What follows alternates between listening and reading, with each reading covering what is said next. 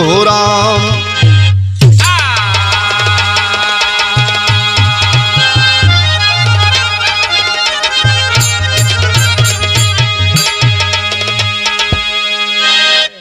अच्छा बाबूजी, आज गरीबों के मसीहा, किसानों के नेता माननीय मुलायम, जिसको धरती पुत्र मुलायम कहा गया, मेरे साथियों आज इस दुनिया में नहीं है।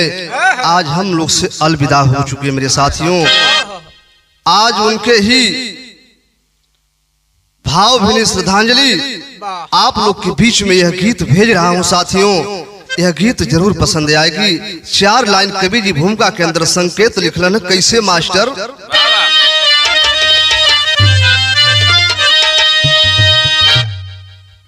अमन खो दिए हम चमन खो दिए,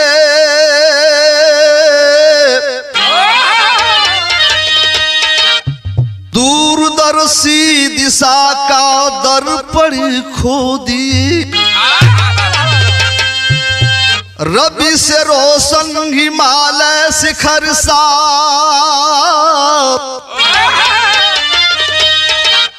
भारत माँ का हम सब एक रतन खो दिए,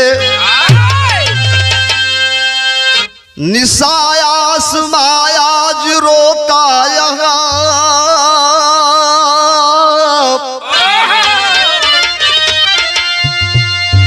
चुनौती जो चुनौती के ऊपर भी कायम रहे, नमन है नमन ऐसे जो पुरोधा, समाजवादी हितैषी मुलायम रहे।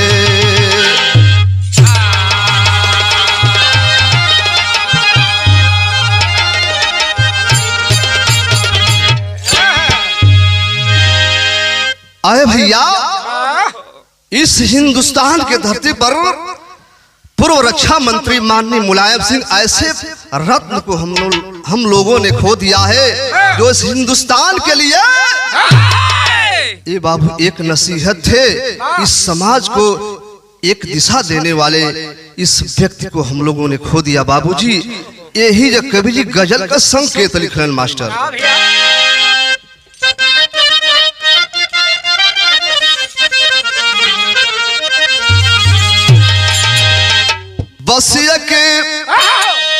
बस के और दुनिया है,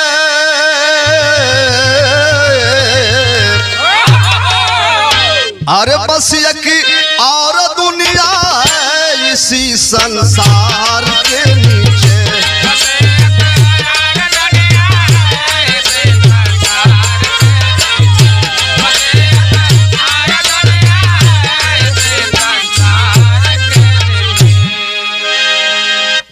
गजल रहल।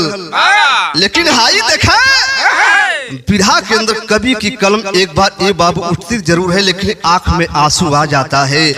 धरती पुत्र मुलायम की दास्तान लिखने में ये बाबू, लेकिन भैल का लिखा के पड़ल कवि के संकेत।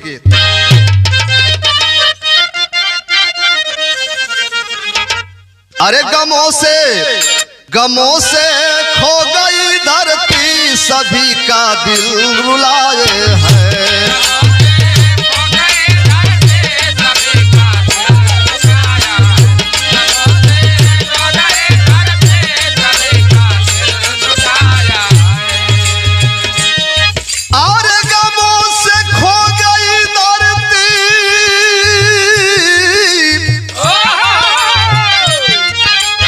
अरे सभी का दिल रुलाए है,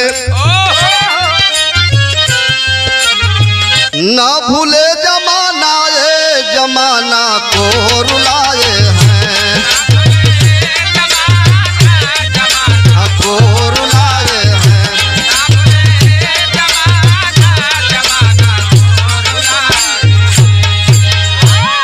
ए बाबू गौर करेंगे जौने समय ये उत्तर प्रदेश के एक ऐसे होनहार नेता, एक ऐसे बहादुर पुरोधा, ए बाबू ये दुनिया के छोड़ के चलन हो भैया, सबके आंख में आंसू बा, सारे लोग रोत होन ये बाबू, परिवार के यानी पूरे विश्व के लोग रोत होन हो भैया।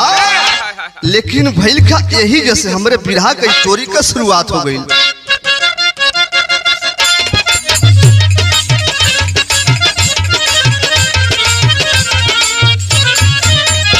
ऐसे परिवार में मुलायम जन्म पाए थे, शिष्टाचार सभ्यता को जो दर्शाए थे।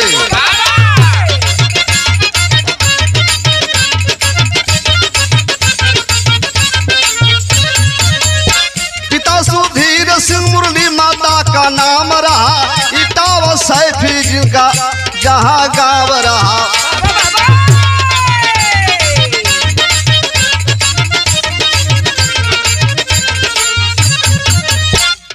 पांच भाइयों में मुलायम होनहार रहे, पांच भाइयों में मुलायम होनहार रहे, जिगर के टुकड़ा जो माता पिता के प्यार रहे।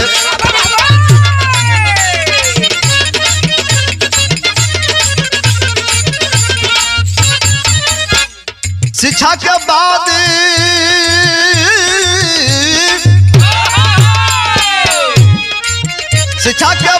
दिल लगाया पहलवानी में, शिक्षा के बाद दिल लगाया पहलवानी में, करिश्मा ऐसी कुशल कामना जवानी में।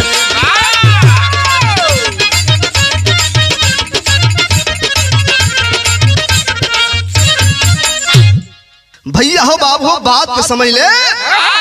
माननीय मुलायम सिंह आखिरकार में ए बाबू सैफई गांव में जन्म लेते हैं। जब जन्म लेलन ए भैया, ये पांचों भाइयन में बड़ा होनहार हलन। माई बाबू अपने बेटवा के बड़ा दुलार प्यार से पालत हो भैया।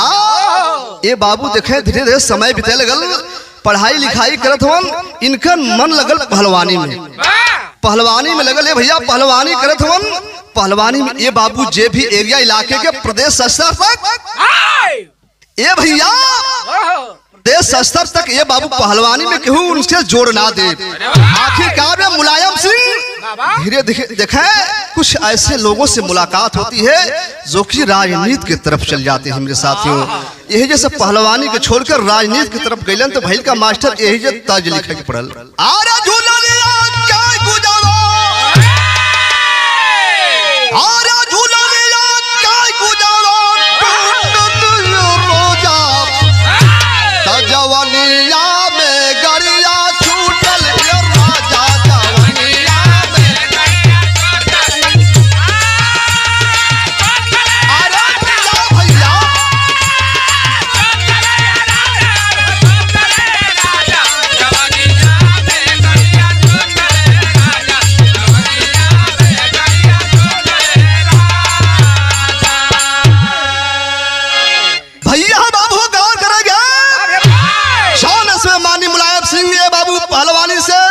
मुख मोड़लन ए भैया हाई देखें जब राजनीति की तरफ गए तो भैल का लिखे के पड़गल कवि के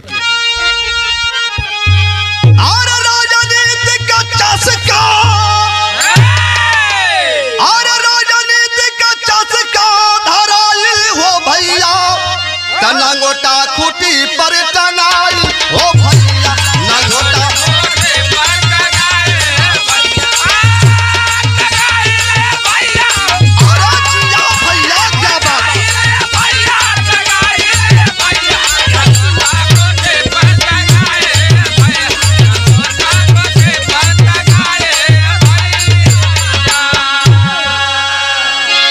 ए बाबू देश की हालात देख करके माननीय मुलायम सिंह ए बाबू अपन पैर जोनबा राजनीति की तरफ बढ़ा दिलन। जब राजनीति की तरफ बढ़ौलन तो भैल का मास्टर लिखे के पड़ल अरे राजनीति का जो हो गई हो नार हो अरे चौधरी चरण सिंह से हो गई दीदार हो।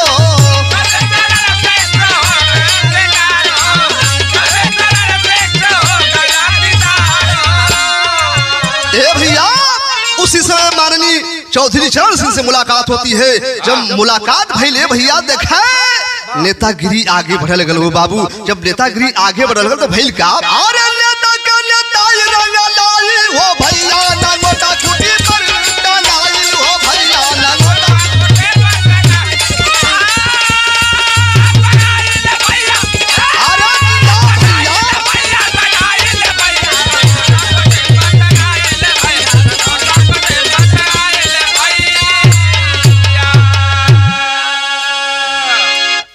भैया देखें जो उसमें माननीय चौधरी चरण सिंह गुरु मिलते हैं मेरे साथियों।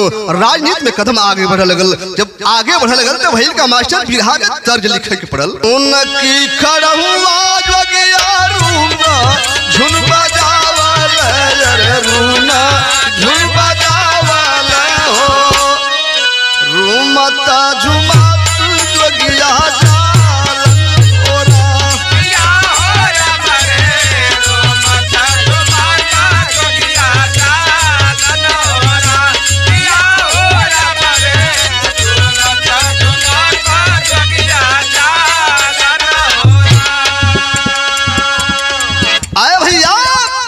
जौन समय आखिरकार में माननीय मुलायम सिंह राजनीति तरफ बढ़त हुन। वो समय कवि भाव लिखलन, का लिखलन? चौधरी चरण के संग कर अगुआइया हो कर अगुआइया हो बीकेडी के झंडा लहरा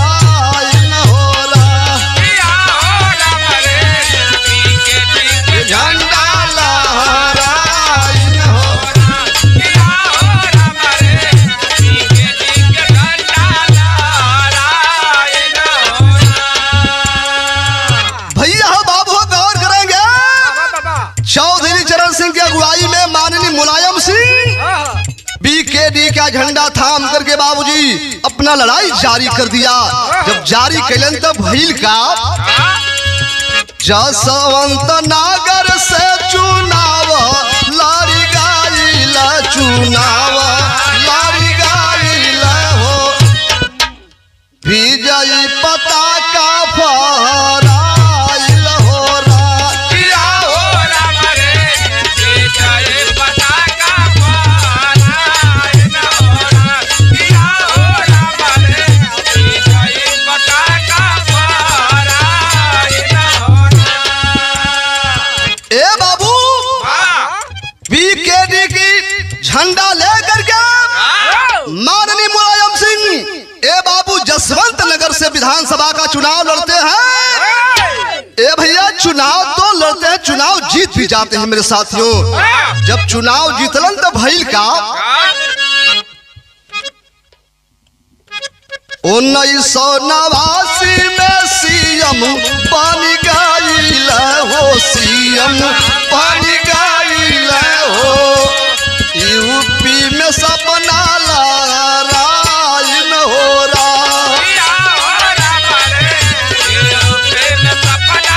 अरे जिया भैया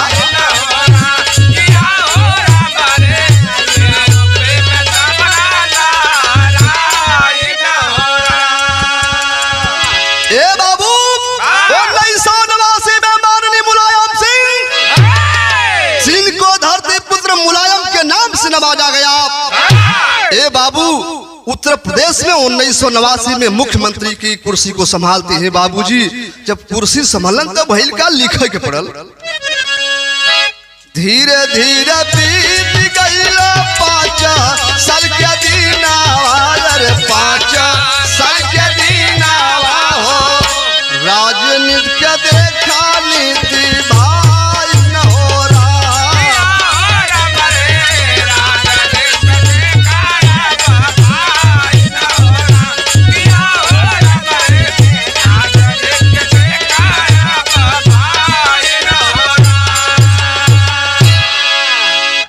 आए भैया।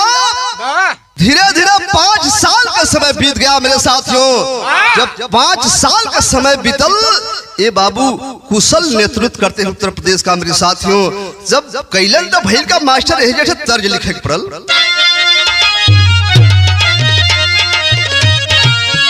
तो हमारी गोया तो हमार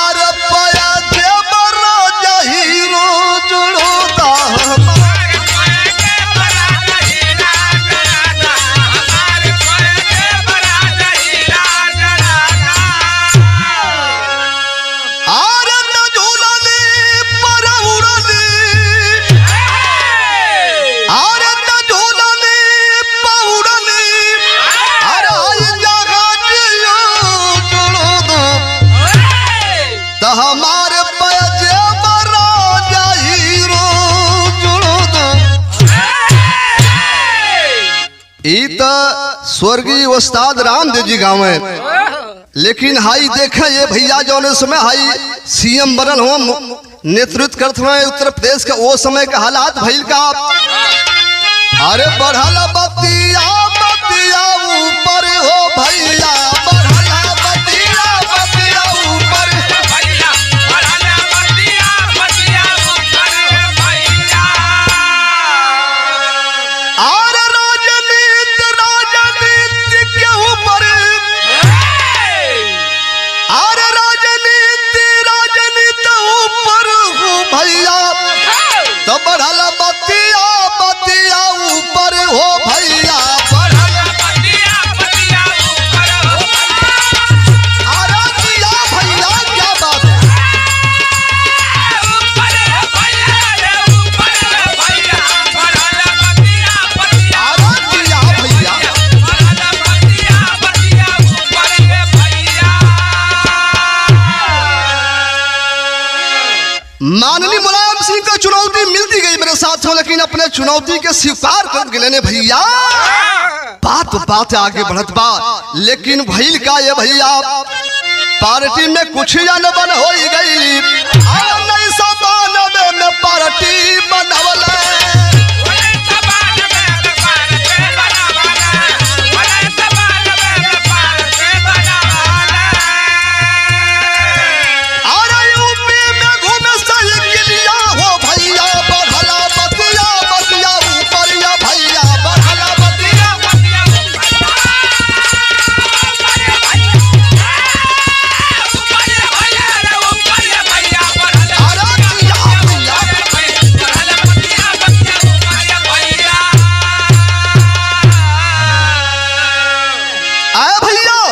उसी बीच में देखा चौधरी चरण सिंह की ए बाबू आखिरकार में मृत्यु हो जाती है। जब मृत्यु भई ले भैया, देखे चौधरी चरण सिंह का बेटा अजीत सिंह ए बाबू आते हैं, उस पार्टी की कमान को संभालते हैं। लेकिन ये बाबू देखे कुछ दिन के बाद वो पार्टी में माननीय मुलायम सिंह और अजीत सिंह के बीच में अनबन होती है।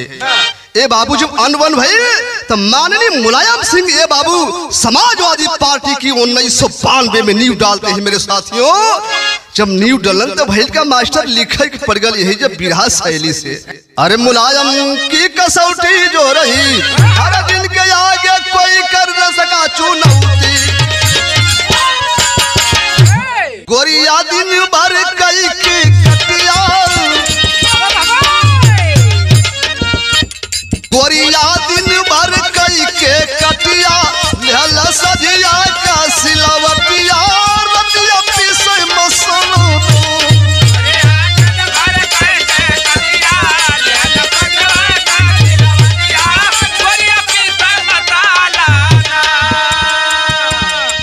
यदु बंसी में भैला जनमवा, पीरा लोरिक का खाना दानवा, पीरा लोरिक का खाना दानवा, कीर्तिकारी करनावा नाम। यदु बंसी में भैला जनमवा, पीरा लोरिक का खाना दानवा, कीर्तिकारी करनावा नाम। अरे तलोहिया बात पिछोर धरो, जहुवर बादल जिकर मुनादीप, आरे लोहिया बात बिचार वादीप, जहुवर बादल जिकर मुनादीप, करमशील कुशल राजनीतिया, सगर हो दसवा जान लपतिया, सगर हो दसवा जान लपतिया,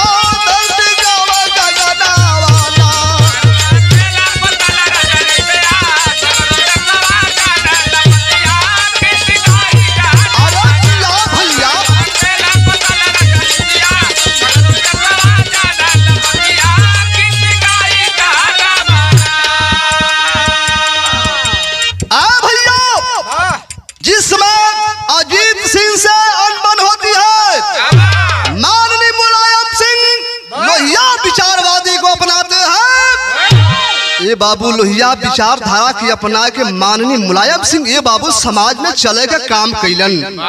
जब चलन तब भइल का मास्टर लिखाई के पड़ गल।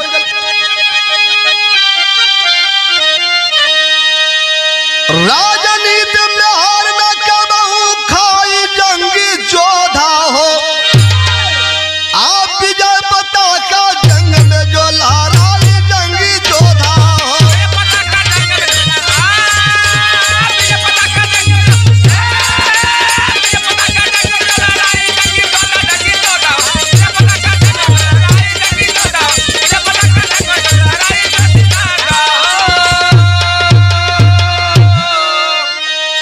अरे बाबू धरती पुत्र मुलायम सिंह ये बाबू कभू हार खाए के काम न किलन, हमेशा चढ़ बढ़कर के हिस्सा लेने का काम करते हैं मेरे साथियों। जब कैलन तब भइल का लिखे के पड़ल।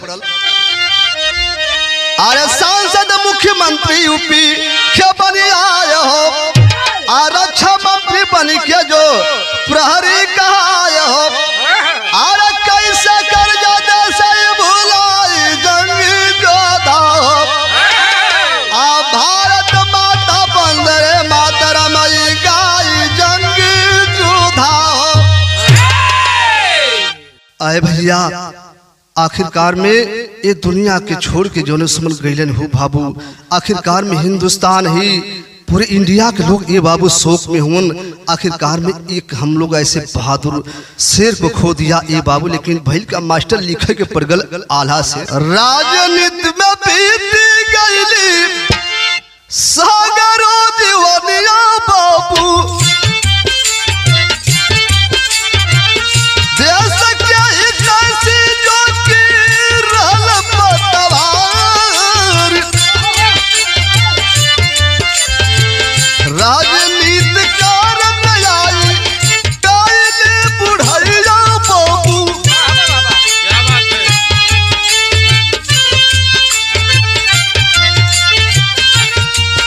अखिलेश हाथे माटी आज पतवार। बुढ़ौती में भाई लिखा रामता बियतिया बाबू,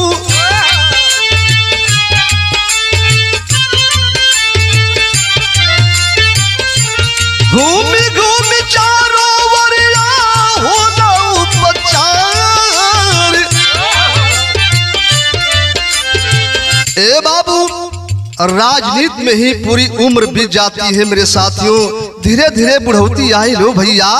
आखिरकार में गौर करेंगे सन 2012 में माननीय मुलायम सिंह अपने बेटा को ये बाबू मुख्यमंत्री बनाते हैं। समाजवादी पार्टी की कमान माननीय अखिलेश के हाथ में थमा दिलन भैया।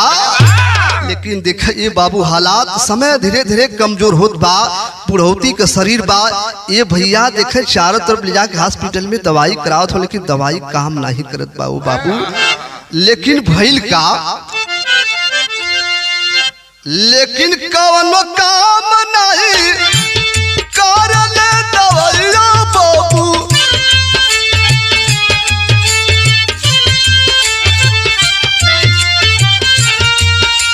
अंतिम समैया कुछ भइली बेकार। 10-10-22 के भइल माहुअतिया बाबू। टीवी पे वीडियो से मिलल समाचार। ए बाबू आखिरकार में बताया गया मेरे साथियों 10 अक्टूबर सुबह 8 बजे माननीय मुलायम सिंह की ये बाबू आखिरकार में इस दुनिया को छोड़ के चल बसलन हो भैया। टीवी पेपर के माध्यम से पता चलता है लोगों को कि माननीय मुलायम सिंह अब इस दुनिया में नहीं रहे मेरे साथियों। लेकिन भइल का लिखे के पड़ल।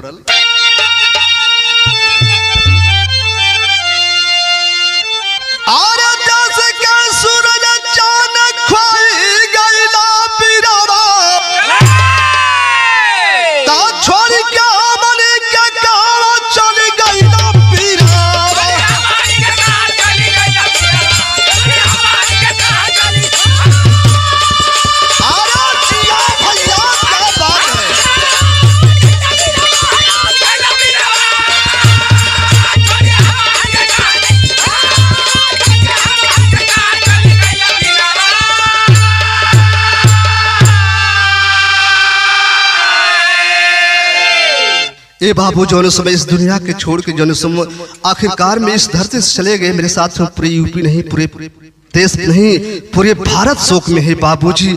आखिरकार में सारे नेताओं की आंखें नम है बाबूजी। आखिरकार में माननीय नरेंद्र मोदी जी, हमारे मुख्यमंत्री माननीय आदित्यनाथ जोगी जी भी ये बाबू श्रद्धांजलि देवे अइलन ये भैया। लेकिन भइल का आरा मुलायम के शोक में रोवत सवा हमार हो, आरा श्रद्धांजलि देला सब दुखवा के ढार हो।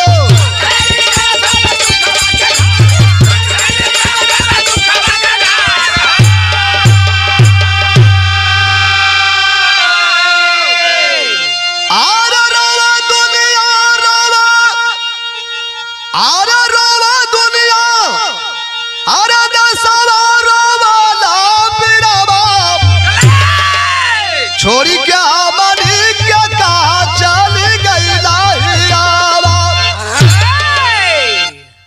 आए भैया।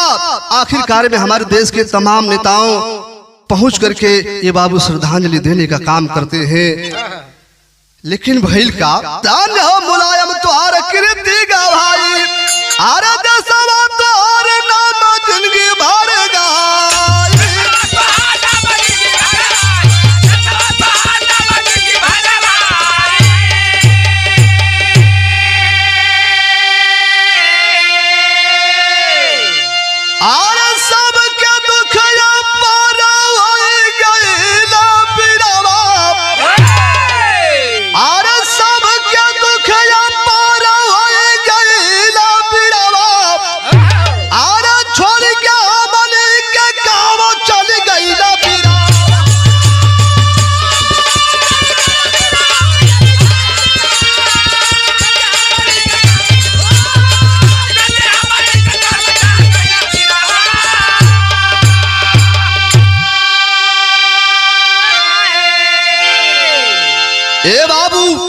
जब तक धरती रहेगी तब तक धरती पुत्र मुलायम सिंह का ये बाबू नाम अमर रहेगा।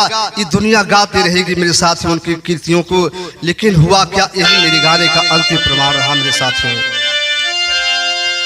गुरु बिहारी गुरु गणेश गम में रोव दुखदाई, विमल चंद्रिका रामदेव का न याद भुलाई, मुलायम की कसौटी जो रही